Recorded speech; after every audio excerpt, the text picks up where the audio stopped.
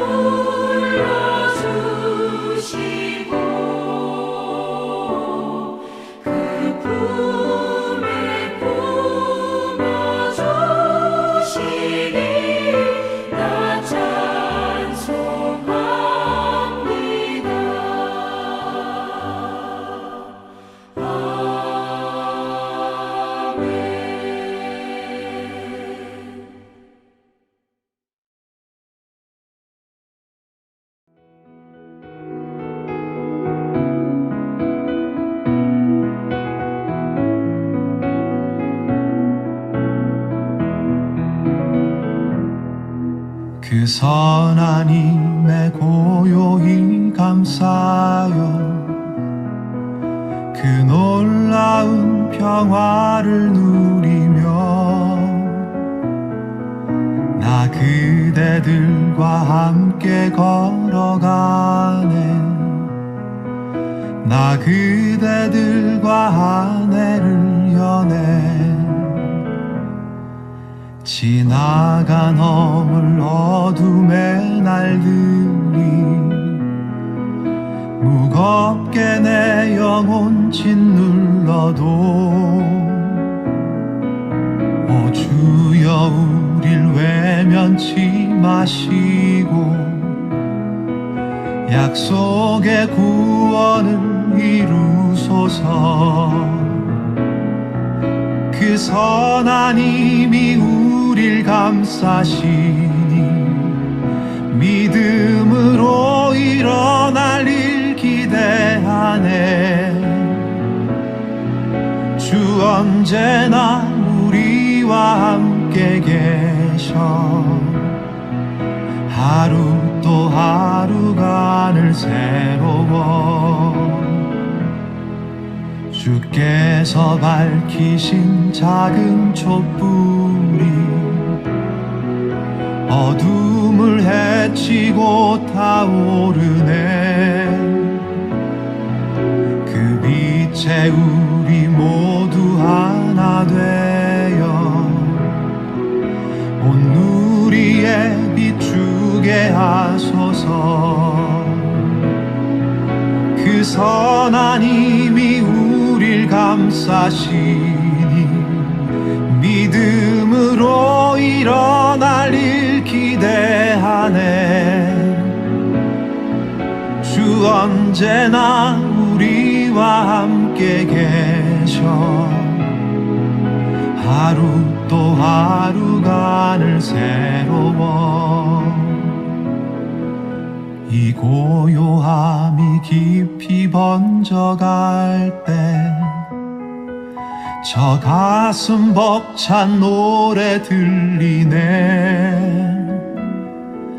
다시 하나가 되게 이끄소서.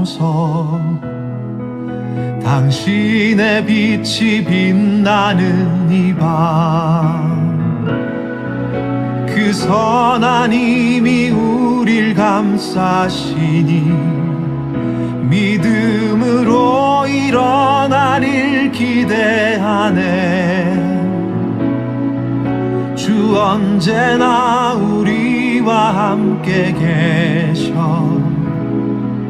하루 또 하루가 늘 새로워.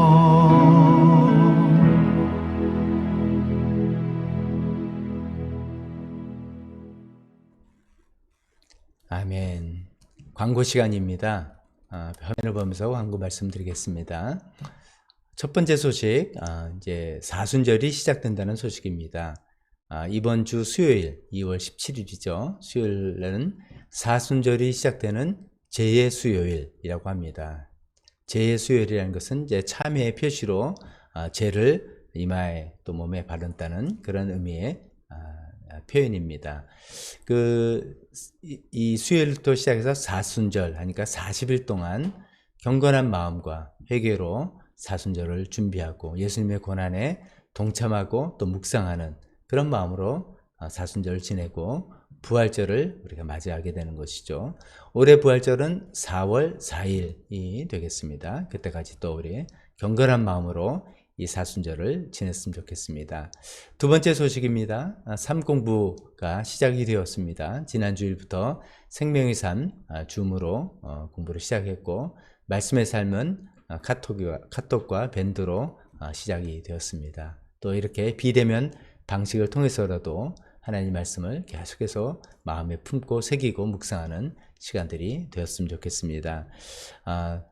그 다음에는 네팔 선교 시티미션 교회 라지 목사님 사역을 위해서 계속해서 우리 기도했으면 좋겠습니다. 또 나라와 북한을 위해서 기도하는 기도도 끊이지 않기를 바랍니다. 감사한 것은 그래도 확진 판정받은 분들 모두 이제 건강한 몸으로 집으로 돌아오셨고, 자가격리도 다 끝났고, 교회 사용이 금지되는 것도 다 끝났습니다. 이제 한 분 정도 그 나머지 기간을 기다리고 있는데, 모든 시간들을 지나게 해주신 하나님께 감사드립니다. 이 시간에는 우리의 기도 시간인데, 지난주에는 제가 대표 기도로 했고요. 오늘은 이제 공동 기도의 시간을 가져봤으면 좋겠다라고 생각을 합니다. 공동 기도는 예전에 우리가 찬양 기도에 대해서 배울 때 매튜 헨리 목사님의 그 찬양 기도 내용들을 제가 좀 소개해드리고 또 같이 해보기도 했는데, 그 중에 몇 부분을 발췌해서 저와 함께 교독으로 제가 먼저 기도하고 여러분들이 또 따라하고, 여러분들의 부분을 하고 하는 식으로 교독으로, 여러분들은 노란색으로 써 있는 부분을 기도문을 읽으시면 되고, 제가 리더 해 나간 대로 하겠습니다. 다 같이 매튜 헨리 목사님의 기도, 찬양의 기도, 감사의 기도로 같이 공동 기도로 드리겠습니다. 주님은 영원한 왕이시며 없어지지도 않고 보이지도 않는 하나님이십니다. 산들이 생기기 전에, 땅과 세계가 생기기 전에, 영원부터 영원까지 주님은 하나님이십니다. 주님은 어제나 오늘이라 영원히 한결같은 분이십니다. 태초에 주님이 땅의 기초를 놓으시고 순수 하늘을 지으셨습니다. 그 땅과 하늘은 모두 옷이 낙듯이 낡아질 것입니다. 주님은 그것들을 옷을 갈아입듯이 바꾸실 것이니 그것들은 그렇게 지나갈 것입니다. 하지만 주님은 언제나 한결같으시고 주님의 시간은 영원합니다. 주님은 영원한 하나님이시요 주님이시며 땅끝까지 창조한 분이십니다. 주님은 피곤하여 쓰러지는 법이 없으시며 지칠 줄을 모르십니다. 오 하나님, 우리가 아오니 주님은 완전하신 뜻에 따라 모든 일을 행하실 권세가 있습니다. 주님이 생각하시는 일은 어느 하나라도 좌절될 수 없습니다. 진실로 하늘과 땅의 모든 권세가 주님의 것입니다. 주님은 상하게도 하시고 낫게도 하시며 죽게도 하시고 살게도 하십니다. 아무도 주님의 손에서 누구를 빼앗아갈 수 없습니다. 주님은 약속한 일을 능히 이루시오니 주님께 불가능한 일은 없습니다. 주님께서 우리를 상하신 사랑의 깊이를 보여주심이 얼마나 놀라운지요. 우리가 아직 죄인이었을 때 그리스도께서 우리를 위하여 죽으셨습니다. 주님은 사랑이시며 사랑은 이와 같으니 곧 우리가 주님을 사랑한 것이 아니라 주님께서 우리를 사랑한 것입니다. 이 사랑으로 주님은 아들을 보내셔서 우리의 죄를 위하여 화목제물이 되게 하셨으며, 이는 우리의 죄만을 위함이 아니요 온 세상의 죄를 위함입니다. 진실로 우리는 주님의 아들의 죽으심으로 말미암아 주님과 화해하게 되었습니다. 주님의 은혜로우신 계획으로 주 예수께서 모두를 위하여 죽음을 맛보시고, 또한 그 죽음을 통하여 마귀 곧 죽음의 권세를 쥐고 있는 자를 멸하셨으니 우리가 주님께 감사드립니다. 아멘. 설교 시간입니다. 오늘은 이제 다시 고린도전서로 돌아와서 고린도전서 강의 20번째 시간입니다. 오늘 말씀은 현실에 충실하게 동시에 초연하게 살기, 현실에 충실하면서 동시에 초연하게 살자라는 그런 의미를 제목을 붙여봤습니다. 본문은 고린도전서 7장 10절에서 31절까지 긴 본문인데 몇몇 부분만 발췌해서 읽도록 하겠습니다. 결혼한 사람에게 말합니다. 이것은 나의 말이 아니라 주님의 명령입니다. 아내는 남편과 헤어지지 말아야 합니다. 그러나 믿지 않는 사람 쪽에서 헤어지려고 하면 헤어져도 됩니다. 믿는 형제나 자매가 이런 일에 얽매일 것이 없습니다. 하나님께서는 여러분을 부르셔서 평화롭게 살게 하셨습니다. 각 사람은 주님께서 나눠주신 분수 그대로, 하나님께서 부르신 처지 그대로 살아가십시오. 이것이 내가 모든 교회에게 명하는 지시입니다. 형제자매 여러분, 내가 말하는 것은 이것입니다. 때가 얼마 남지 않았으니 이제부터는 안에 있는 사람은 없는 사람처럼 하고 우는 사람은 울지 않는 사람처럼 하고 기쁜 사람은 기쁘지 않은 사람처럼 하고 무엇을 산 사람은 그것을 가지고 있지 않은 사람처럼 하고 세상을 이용하는 사람은 그렇게 하지 않은 사람처럼 하도록 하십시오. 잠깐 설교 말씀을 해서 기도하겠습니다. 하나님 아버지, 그렇습니다. 우리가 이 세상에 형체는 다 사라지고 없어지는 그런 세상을 현실로 맞이하며 살고 있습니다. 그런 현실을 우리가 충실하게 살아야 되겠습니다. 그러나 동시에 또 초연하게 살아야 되겠습니다. 어떻게 그것을 균형 있게 살아야 될지 하나님께서 또 우리 각자에게 알려주시기를 간절히 원하며 예수님의 이름으로 기도했습니다. 아멘. 우리 다시 고린도전서 강해로 돌아왔습니다. 그리고 저도 다시 교회 건물로 돌아왔습니다. 그동안 이제 우리가 고린도전서 7장을 통해서 결혼 또 싱글에 대해서 우리가 하나님 말씀의 뜻이 어떤지를 살펴봤습니다. 오늘은 이제 앞부분은 이혼에 관한 이야기입니다. 이혼에 관한 이야기인데 디테일로 들어가진 않고 간략하게 그 부분을 살피고 오늘의 주제로 넘어가도록 하겠습니다. 다시 한번 말씀드리지만 결혼은 하나님께서 주신 우리의 축복의 선물이죠. 우리에게 참 행복을 주고 기쁨을 주는 그런 귀한 제도입니다. 그런 이제 일반적인 그 뜻과 상황이 있는데 고린도 전서를 통해서 우리가 살펴보는 고린도 교회의 어떤 특수한 상황이 있다라고 말씀드렸지 않습니까? 고린도 교회 내에는 성적으로 굉장히 좀 타락한 어떤 일부 무리가 있었던 것이죠. 그래서 그분들에게는 몸이 순결해야 될 것을 이야기했습니다. 그래서 몸으로 하나님께 영광을 돌려야 된다. 성적인 타락에 넘어가서는 안 된다라는 경고를 했습니다. 또 동시에 고린도 교회는 굉장히 좀 금욕주의적인, 그것도 둘 다 좀 올바르지 않은 그런 생각들이죠. 금욕주의적인 생각이 빠져서 결혼을 했음에도 불구하고 부부간에 부부관계를 잘 하지 않는 예피하는 그런 경향의 사람들을 향해서 그러지 말라고 이야기했습니다. 성욕을 위해서라도 결혼을 해야 되는 것이고 배우자의 성적인 욕구에 민감하고 충실해야 된다라고 이야기하고 있습니다. 그렇지만 이제 7장 전체적으로 보면 사도 바울이 결혼에 대해서 결혼을 하는 게 좋은 거냐 아니면 싱글로 사는 게 좋은 거냐 이게 좀 이렇게 뚜렷한 입장이 없습니다. 해도 좋고 안 해도 좋다. 뭐 이제 이런 것이고 사실은 이제 안 하면 좀 더 좋다. 뭐 이런 식의 이야기가 그 저변에 좀 깔려 있는 것 같습니다. 그런 것을 이제 일단 기본으로 하면서 오늘은 그 앞부분에 짧게 그 이혼에 관한 부분 사도 바울은 또 성경을 통해서 우리에게 하나님께서는 사도 바울을 통해서 뭐라고 말씀하시는지 살펴보겠습니다.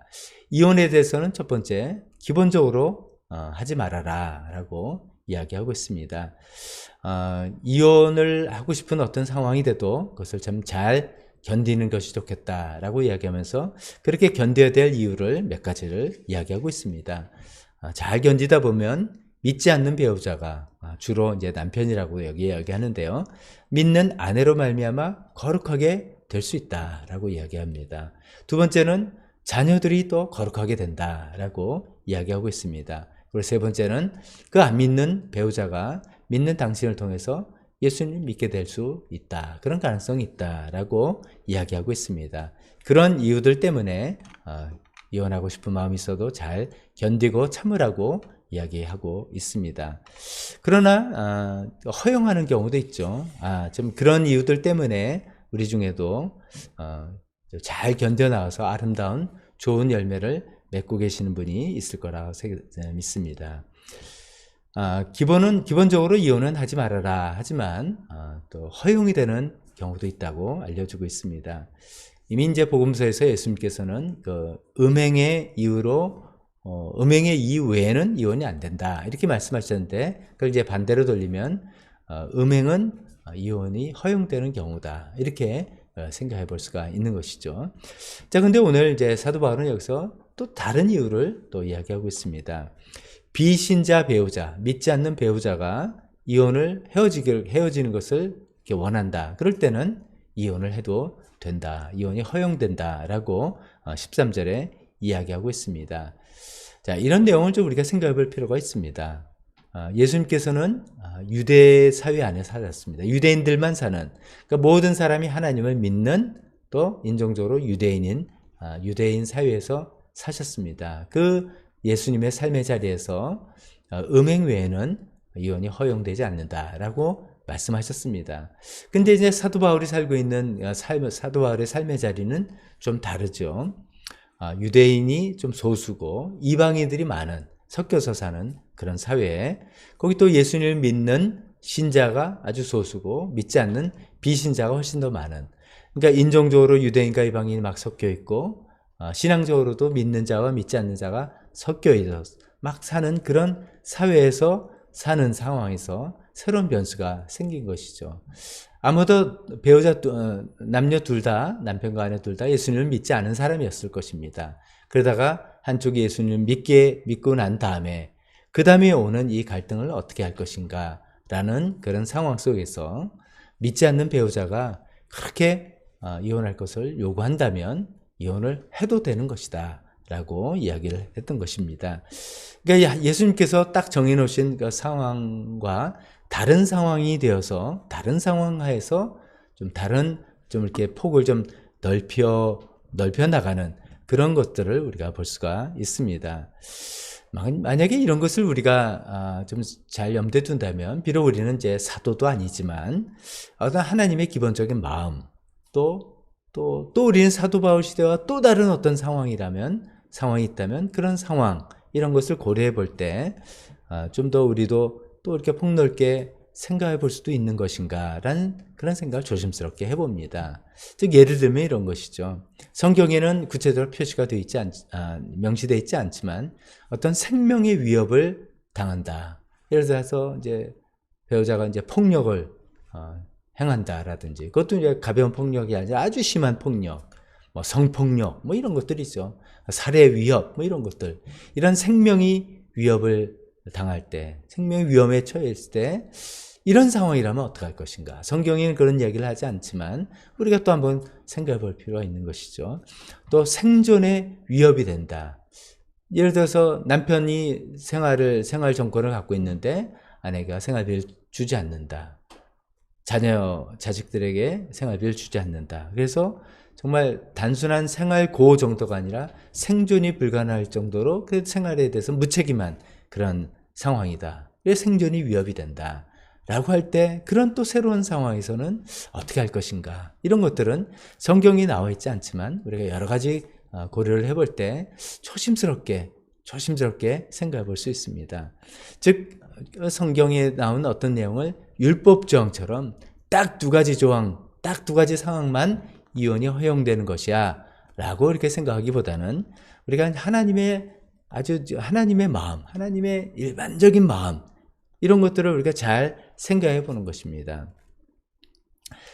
생명을 사랑하시고 약자를 돌보시는 하나님 아버지의 마음은 성경 전반적으로 나와 있는데 그 보호하는 그런 마음 가운데 어떤 우리가 결정을 할 수 있는 그런 여지가 있지 않을까 조심스럽게 생각해 봅니다. 자, 그런데 이제 오늘은 이제 이 이혼에 대해서는 간단히 이 정도로만 하고, 두 번째로는 본질과 비본질에 관한 그런 이야기를 하는 것을 살펴보도록 하겠습니다.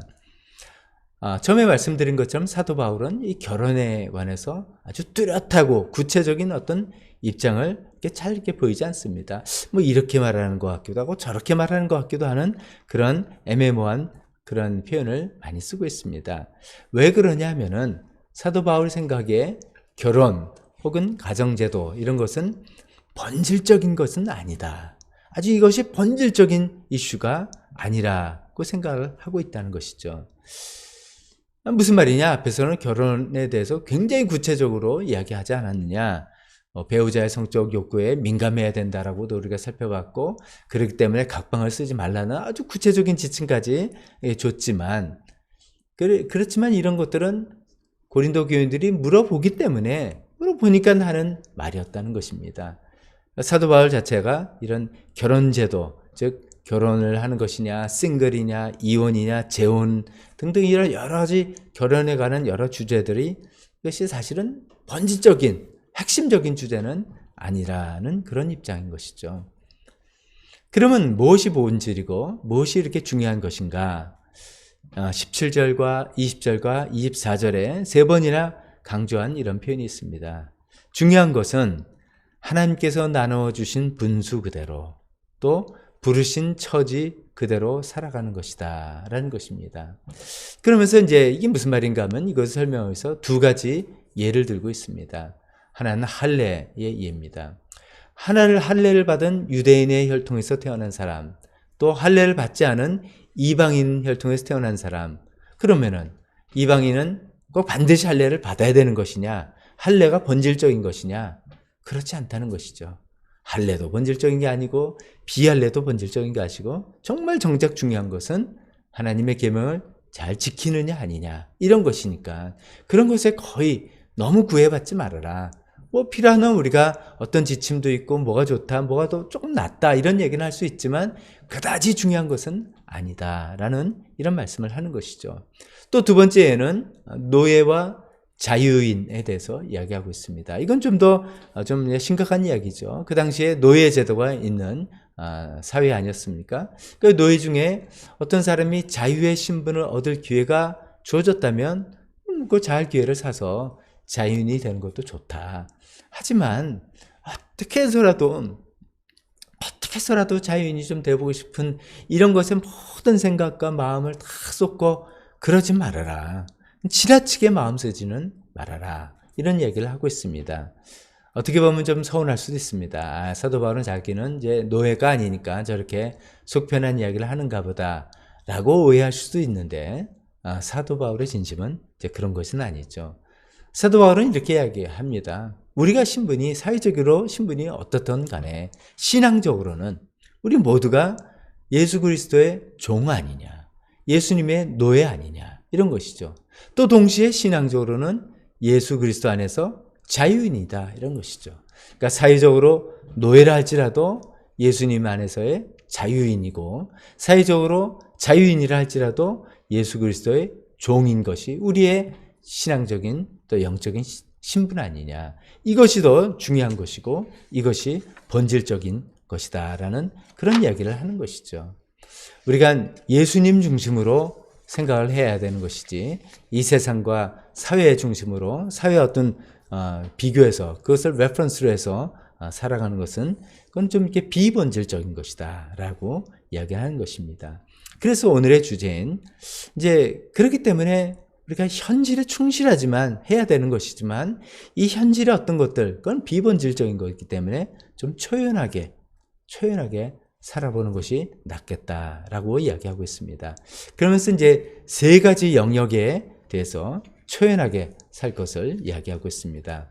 그러면서 각자 그 이유는 나중에도 강조 말씀드리겠지만 이 세상의 형체, 이 세 가지 영역에 속한 이 세상의 형체는 사라지기 때문이다 라고 이야기하고 있습니다.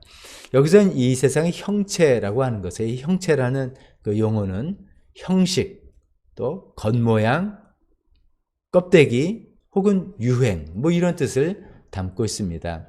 즉 우리가 살아가는 이 세상에서 살아가는 이 세상의 삶을 살아가는 어떤 삶의 모든 것을 담는 그릇이라고 볼 수 있는 것이죠. 가정제도가 그런 것이죠. 또 경제활동하는 것도 그런 것이죠. 우리가 행복을 추구하고 있는데 행복이냐 불행이냐 그래서 기쁘냐 슬프냐 하는 것도 다 그런 것이죠. 그것이 우리의 삶을 담는 그릇입니다. 그릇인 것이죠. 그래서 형체인데 그 그릇은 본질이 아니기 때문에 그것은 사라지는 것이다. 그렇기 때문에 거기에 중요하기 때문에 아주 충실하게 살아야 되지만 너무 거기에 얽매이고 그렇게 너무 붙잡히지 말고 좀 초연해서 살아야 되지 않겠느냐라는 그런 얘기를 하고 있습니다. 사도 바울이 이야기하는 그 세 가지 영역은 무엇인지 살펴보겠습니다. 성경에는 이제 5가지로 얘기했는데 세 가지 영역으로 이제 압축시킬 수 있는 것이죠. 그리고 이것은 요 세 가지 영역만이 아니라 사실 우리 삶의 모든 영역에 다 해당되는 것이죠. 충실하되 이런 데서 초연하게 살자라고 하는 것입니다. 첫 번째 영역은 우리 주제인 결혼과 가정입니다. 그러면서 이렇게 이야기하고 있습니다. 아내에 있는 사람은 없는 사람처럼 살아라. 아내가 있는 사람은 아내가 없는 사람처럼 살아라 라고 이야기하고 있습니다. 이것은 마치 이렇게 생각해 볼 수 있겠죠. 결혼한 사람은 아무래도 이제 배우자에게 신경을 써야 되죠. 에너지가 들어가는 것이죠. 그렇지만 그렇게 충실하게 살아야 되지만 마음 중심은 싱글처럼, 그래서 그런데 마음이 나뉘지 않고 전심으로 하나님만을 향하고 하나님만을 섬길 수 있는 사람처럼 살아야 된다는 것이죠. 비록 현실은 그런 삶이 있지만 마음의 중심은 거기에 몰입돼서 뺏기는 것이 아니라 계속해서 마음 중심은 나는 싱글처럼, 나는 하나님만을 향해서 하나님만을 위해서 살아야 될 것이야, 이라는 마음으로 가지면서 살라는 것입니다. 반대도 마찬가지죠. 싱글은 전심으로 주님을 섬기고 삽니다. 나는 뭐 배우자를 위해서 뭐 배우자 때문에 신경 쓰고 이런 것은 없습니다 라는 그런 유리한 점이 있죠. 하지만 부부가 서로 어떻게 보면 속박되고 구속되기도 하는 것 같기도 하고, 또 서로 이렇게 연결돼서 뭐 이렇게 좀 엉기성기 있는 것 같은데, 싱글들은 이제 그런 것이 없으니까 편하다 하지만 다른 사람들과 관계에 자신을 얽매이고 그래서 부대끼면서 섬기면서 살아가는, 결혼한 사람이 그런 관계 안에서 또 자신의 신앙이 성숙하고 인격이 훈련이 되어지는 그런 모습들로 또 살아가라라고 이야기도 하고 있습니다. 이제 가정을 가진 사람, 가정제도 안에 있는 사람은 없는 사람처럼 살아라, 이런 것은 우리 가정에 있어 가정을 충실하겠지만 그 가정제도에 결혼에 초연한 삶을 살 줄 알아야 된다라고 이야기하고 있습니다. 왜 그럴까요? 왜냐하면 이 가정제도라는 이 세상의 형체는 결국 사라지게 될 것이기 때문이죠. 우리는 언젠가 하나님께로 나아가겠죠. 우리가 죽어서 가든지 예수님 다시 오시든지 하나님께 나을 때, 소위 천국이라고 합시다. 천국에 가면은 더 이상은 이제 육신의 가족만이 우리 가족이 아니라 예수님을 믿고 그 천국에 와 있는 모든 사람이 다 가족이 되는 대가족을 이루게 된다고 성경은 이야기하고 있는 것이기 때문에 우리가 이 세상에서 육신의 가족, 혈연 이런 것은 이 세상의 형식이죠. 이 세상의 방식이죠. 충실해야 됩니다만 그렇기 때문에 초연해야 될 줄 아는 그런 삶을 살아가야 된다는 말씀입니다. 두 번째는 우리의 행복과 불행에 관한 이야기입니다. 우는 사람은 울지 않는 사람처럼, 또 기쁜 사람은 기쁘지 않은 사람처럼 이렇게 살아라 라고 이야기하고 있습니다.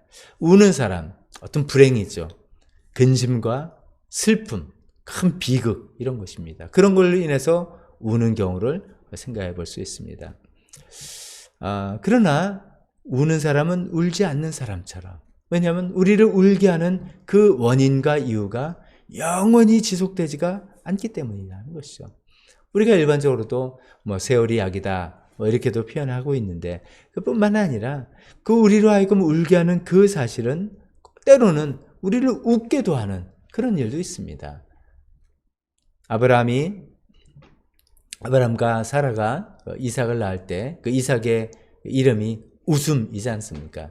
처음에는 불신의 웃음이었는데 사실은 그 슬픔이었죠. 불신은 나는 나이 듣도록 자식 하나 없다, 아들 하나 없다라는 근심과 슬픔이었는데 그것이 정말 기쁨의 웃음, 이삭을 낳고 난 다음에 기쁨이 웃음이 됐던 그런 것이죠. 그래서 그냥 우리를 슬프게 하는 것이 시간이 지나면 그냥 사라지기도 하지만 또 때로는 그것이 우리를 웃게도 하는 그런 것이기 때문이죠. 이런 것들은 이제 무슨 말씀입니까? 우리를 슬프게 하는, 우리를 울게 하는 그런 원인들은 우리로 하여금 우리 인생을 정말로 불행하게 하는, 영원히 불행하게 하는 그런 요소가 결코 되지 못한다는 것입니다. 예수님께서도 팔복의 말씀에서 애통하는 자, 즉 우는 자죠. 우는 자는 복이 있다. 그들이 위로를 받을 것이기 때문이다 라고 이야기하고 있습니다.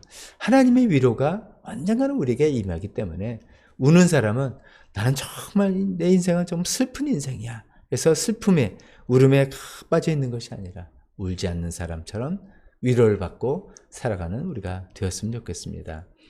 그렇다고 해서 슬픈 일을 당했을 때 뭐 울지 말고 뭐 꾹 참고 있어라, 그런 얘기는 아니죠. 우리 감정에는 솔직해야 돼야 되죠. 그러나 계속 울고 있을 필요가 없다. 울음에 젖어서, 슬픔에 젖어서 살 필요는 없다. 왜냐하면 우리를 울게 하는, 우리를 불행하게 하는 그 어떤 일들의 형체는 결국 사라지기 때문이다 라고 이야기하고 있습니다. 그래서 우리는 이 불행에도 좀 초연할 수 있게 되었으면 좋겠습니다. 또 기쁜 사람은 기쁘지 않은 사람처럼 살아라 라고 이야기하지 않습니까? 기쁜데 뭐 내가 너무 기쁘면 안 돼, 그래서 좀 위선적으로 살라, 그런 말은 아니죠. 이 역시 마찬가지입니다. 우리를 기쁘게 하는 그 기쁨의 원천, 행복하게 만드는 행복의 원천, 그렇게 오래가지 않을 수 있다는 것입니다. 우리가 이제 일반적으로 말하면 뭐 우리 행복은 뭡니까? 우리 자녀를 낳았는데 자녀가 뭐 명문대학교를 갔다, 기쁘죠. 대학을 졸업하고 대기업에 취직을 했다, 아니면 어떤 전문직 직종이 됐다, 참 기쁩니다. 그리고 또 좋은 배우자를 만나서 자녀가 뭐 좋은 집안 배우자를 맞이해서 결혼했다, 정말 기쁘고 옆에서 축하할 그런 일이죠. 뭐 그렇지만 그렇다고 해서라도 그것이 우리의 행복의 필요 충분 조건은 되지는 않는 거 아닙니까? 언제 우리로 하여금 고통을 겪게 하는, 슬프게 하는 일이 언제 생길지 모르는 그런 삶을 살아가는 것이 우리의 인생 아니겠습니까? 그렇기 때문에 기쁜 사람은 난 정말 기뻐, 나는 정말 행복한 사람이야, 난 정말 행복밖에 없어, 이렇게 좋아할 게 아니라 기쁘지 않은 사람처럼, 그 기쁨 자체도 좀 초연해서, 행복도 초연해서 살아가야 된다라고 이야기하고 있습니다. 또 역시 그렇다고 해서 기쁜 일이 있는데도, 감사한 일이 있는데도 기뻐하지 못하고 늘 긴장하고 언제 또 불행이 닥칠지 모른다, 그렇게 긴장하고 살아야 되는 것은 아니겠죠. 감사할 때 감사할 줄 알고 기뻐할 때 기뻐할 줄 알아야 됩니다. 하지만 그것이 전부는 아니라 것, 내가 지금 누리고 있는 기쁨, 내가 지금 소유하고 있는 이 행복이 전부가 아니야, 이것만 있으면 난 됐다, 내 인생은 정말 만족이다, 그것은 아니다. 왜냐하면 우리를 기쁘게 하는, 우리를 행복하게 하는 그 어떤 것들, 그 일들의 형체는 사라지게 마련이기 때문이라는 것이죠. 그래서 우리가 행복과 기쁨에도 좀 초연할 줄 아는 우리가 되었으면 좋겠습니다. 세 번째로 경제활동도 마찬가지입니다. 그래서 이렇게 이야기합니다. 무엇을 산 사람은 그것을 가지고 있지 않는 사람처럼, 이렇게 이야기합니다. 무엇을 산 사람, 갑자기 무슨 생각이 듭니까? 요새 이제 부동산이 굉장히 많이 올랐다 그러니까 그런 얘기를 들었습니다. 요새 부동산이 그렇게 오르다 보니까 그것 때문에 부부싸움 하는 집안이 많다고 합니다. 그때 그 집, 아파트 사자. 누구는, 아니야. 좀 더 떨어질 거야. 그래가지고 이제 기회를 놓치면 그때 샀어야 되는데, 뭐, 그런 것 때문에 이제 막 부부싸움 하는 그런 케이스가 많다고 이야기를 했는데요. 그때 만약에 이제 착 집을 샀는데 그것이 막 올라와서 막 2배가 되고 3배가 됐다. 그러면 그 산 사람은 기분이 얼마나 그냥 좋겠습니까? 우리가 이제 표현에도 구매력이라는 것이 있지 않습니까? 능력, 살 수 있는 능력, buying power, 이런 거죠. 어떤 우리가 물건을 살 때, 어쩌면 이제 내 필요가 있으니까, 또 나에게 편리하니까 물건을 사는 건데, 그 이상이죠. 내가 어떤 물건을 살 때, 내가 좀 이렇게 좀 살아있는 느낌, 내가 권력을 갖고 있다는 그 희열, 이런 것들 느끼지 않습니까? 이런 것이에요. 그래서 무엇을 산 사람은 희열을 느끼고 내가 살아있는 듯한 그 만족감이 늘고, 그런 것으로 인해서, 그 물건으로 인해서 내가 막 내 인생이 안전하게 되는 것 같고, 막 성취감을 느끼고, 막 이런 것들이잖아요. 근데 마치 그런 것이 없는 사람처럼. 왜 그러냐면 언제 사라질지 모르는 그런 것들 아니겠습니까? 언제 돈이 내가 영원히 가지고 있을지, 내가 갖고 있는 자산이 언제 또 큰 손실이 올지 우리가 모르는 그런 세상을 살고 있는, 즉 이 세상의 형체가 사라질 것이라는 것을 우리가 너무나 잘 알고 있기 때문에 무엇을 산 사람은 그것을 가지고 있지 않은 사람처럼, 또 세상을 이용하는 사람은 그렇게 하지 않는 사람처럼 초연하게 살아야 된다라고 이야기하고 있습니다. 그렇습니다. 우리가 항상 이 말씀을 기억했으면 좋겠습니다. 이 세상의 형체는 다 사라지기 때문에 우리를 기쁘게 하는 것, 우리를 슬프게 하는 것, 우리 희열 있게 하는 것, 이런 거 우리가 정말 충실해야 하는 것, 이런 것들 충실해야지만 해야 되는 것은 분명하지만 그런 것을 좀 초연할 줄 아는 그 자세를 계속해서 우리가 가져야 되겠습니다. 마지막으로 이런 이야기를 좀 나눠보도록 하겠습니다. 우리의 어떤 도전, 우리에게 주는 도전은 이런 것입니다. 사실 이것이 이제 한쪽으로만 치우치기는 한쪽으로 생각하기는 쉽습니다. 즉 현실에 충실해서 성경에서 우리에게 가르쳐주는 게 뭐냐? 행복한 가정생활 이런 거다. 성경 말씀대로 살았더니 인생이 성공하더라. 성경 말씀대로 했더니 정말 하나님께서 축복을 주셔서 이렇게 되더라. 오히려 또 거기에 대한 구체적인 지침들도 또 성경을 보면 있습니다. 그래서 충실하게 살아가는 이것이 우리 해야 될 일이냐. 또 반대로 하면 아니다.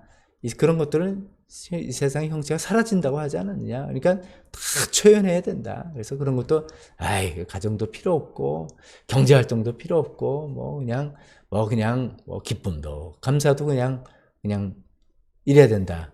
완전히 그것을 초탈하고 버려야 된다라고 하는 그런 것도 또 한쪽 극단이죠. 그러니까 우리가 갖고 있는 삶의 과제는 도전은 이런 것이죠. 현실에 충실하되 그것을 초연하면서 동시에 초연하면서 살아가는 그 균형을 잘 잡아나가는 것이 우리에게 필요한 것입니다.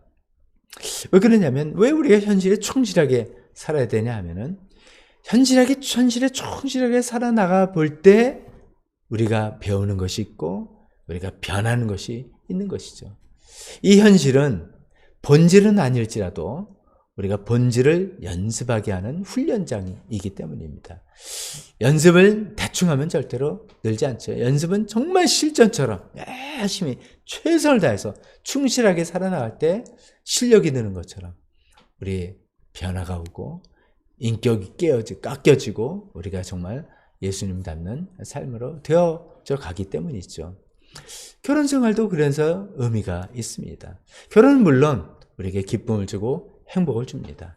그러나 결혼의 또 어떤 중요한 경우의 중요한 이유는 이런 것이죠. 한 몸이 된다는 것. 남편과 아내가 서로 다른 사람인데 한 몸이 되어진다는 것을 연습해보고 훈련해보는 것입니다. 저는 이런 의미에서 우리가 이 현실에 정말 더 충실해야 될 필요는 있다고 봅니다. 그냥 결혼을 그냥 같이 살아서 경제 공동체, 그냥 자녀 양육 공동체, 이런 정도에 머무른 그런 가정들을, 그런 부부들을 많이 보게 됩니다. 하나님께서 우리에게 결혼 제도를 주신 것은 한 몸이 되어지는 것. 전혀 다른 사람이지만 남자 여자 얼마나 다릅니까? 성격도 다르고 개성도 다르지만 한 몸이 되어 간다는 것을 연습해보는 그런 것을 통해서 나와 예수님이 하나가 되어지는, 또 나와 다른 성도들과 또 하나가 되어지는 것을 연습해보는 좋은 훈련장입니다. 그렇기 때문에 이 연습을 충실하게 이 부부관계에서 해야 되는 것이죠. 또 부부관계를 통해서 서로에게 헌신하고 서로에게 순종하고 서로를 섬기는 이 연습을 해 나가보는 것입니다. 부부관계에서 이 연습을 자꾸만 해 나갈 때 물론 이제 때로는 깨가 쏟아지는 부부도 있겠지만 또 어떤 부부는 상당히 까다로운 그런 배우자도 있지 않습니까? 아무리 해줘도 고맙다는 말도 한마디 안 하고 고맙다는 말은 나중에 죽기 전에 한 번 하면 되는 거야. 이런 그런 경우도 있어도 그래서 참고 가늠없이 섬겨주고 헌신하고 순종하고 서로 순종하고 이런 것들을 자꾸만 연습해 볼 때 세상에서 우리가 섬기지 못할 사람이 없습니다. 집안에서 이게 다 훈련이 됐기 때문에 나가서 어떤 사람도 우리가 섬길 수가 있게 되는 것이죠. 하나님께서는 이런 것을 우리에게 훈련시키기 위해서 부부관계를 주셨고 가정을 주신 것이죠. 그런 것을 통해서 교회와 그리스도의 관계가 무엇인지를 점점 배워나가는, 그 본질을 배워나가는 좋은 훈련장으로 우리에게 주신 것이죠. 그렇기 때문에 우리는 이 결혼 생활을 충실하게 해야 되는 것입니다. 천국 가면 없어진다며? 그렇다 할지라도 이런 유익 때문에 충실하게 해야 되는 것이죠. 행복과 불행에 대한 것도 마찬가지입니다. 행복할 때 우리가 기쁘고 불행할 때 슬퍼하고 이런 거지. 우리 이런 모든 감정들을 우리가 잘 지키는 훈련들을 해야 됩니다. 좀 좋은 일 있을 때 막 좋다고 그냥 해거리고 좀 어려운 일 있고 슬픔을 확 잠기고 불행한 일에 빠져버리는 그런 슬픈 감정에 빠지는 이 감정을 우리가 컨트롤하지 못하는 그런 상태에 대해서는 안 되겠죠. 그래서 그런 행복과 불행을 통해서 우리 감정을 지키는 훈련을 자꾸만 해보는 것이죠. 또 이런 일을 통해서 나의 진정한 행복의 원천은 무엇인지, 나의 불행의 진정한 원천은 또 무엇인지 이런 것을 좀 냉정하게 또 헤아려보는 습관들을 계속해서 해보는 것이죠.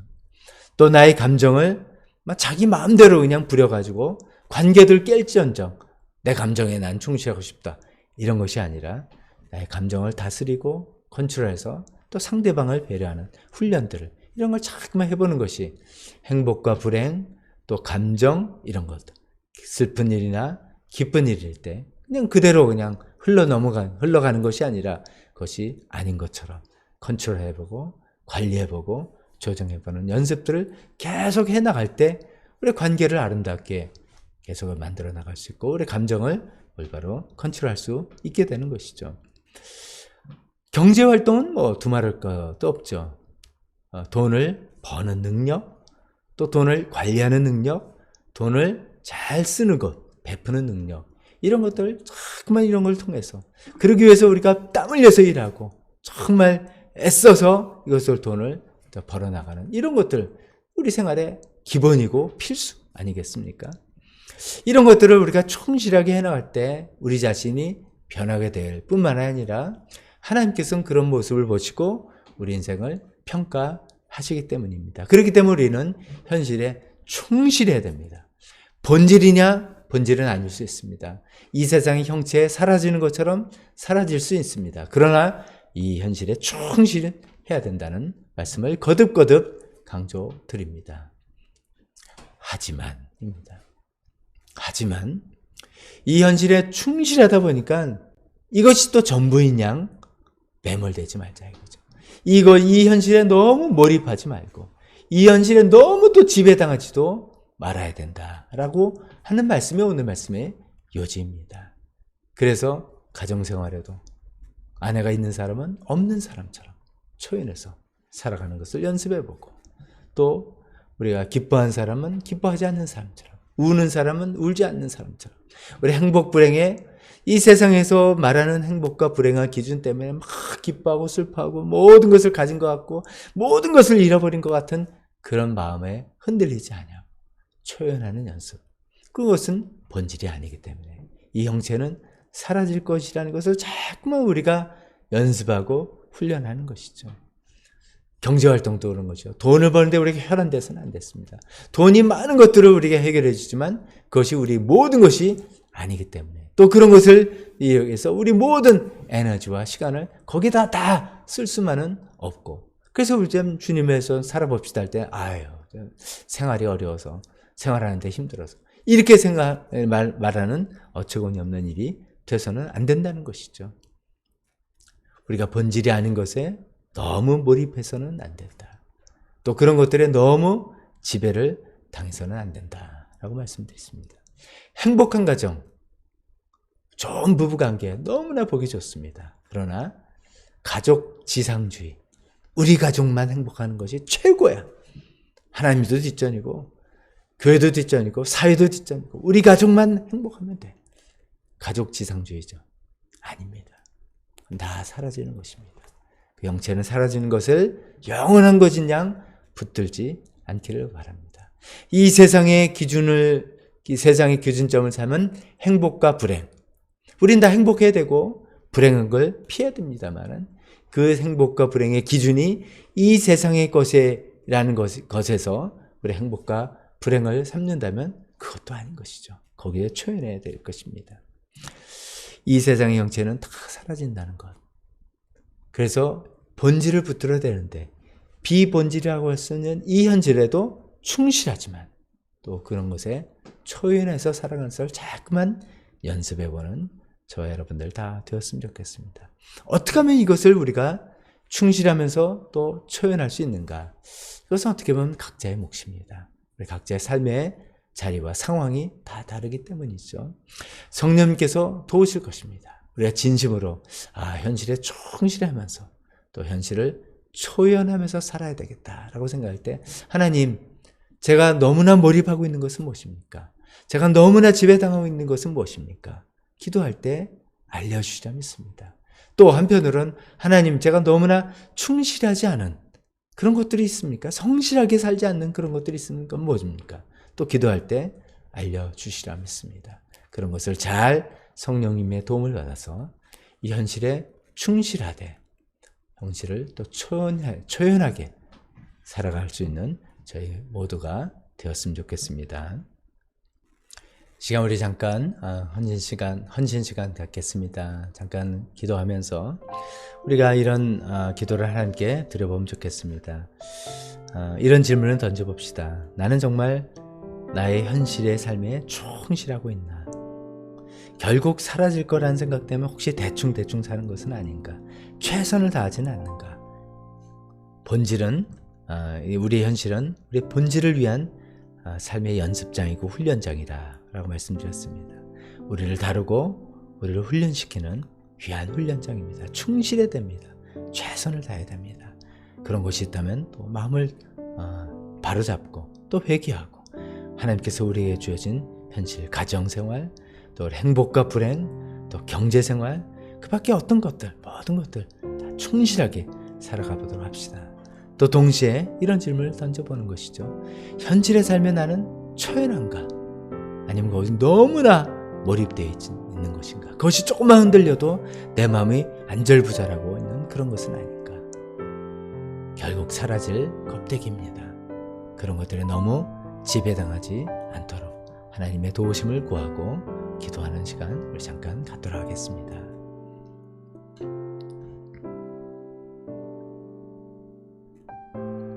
하나님 아버지, 그렇습니다. 하나님께서 우리에게 맡겨주신, 우리에게 허락하신 현실을 충실하게 살되 하나님 그것에 초연할 줄 아는 하나님 근형을 가져갔으면 좋겠습니다. 오 하나님, 그렇게 할 수 있는 저희 모두가 되게 도와주셨기를 간절히 원합니다. 예수님의 이름으로 기도했습니다. 아멘. 지금은 우리 주 예수 그리스도의 은혜와 하나님 아버지의 사랑하심과 성령님의 교통하심이 하나님께서 우리에게 주어진 이 현실에 충실하게 살겠다고 다시 한번 결단하며 또 그러나 그런 것에 초연하면서 그것에 붙들리지 않냐고 그런 것에 몰입하지 않겠다고 결단하는 여기 있는 모든 분들 머리 위에 지금부터 영원토록 함께 있을지어다. 아멘.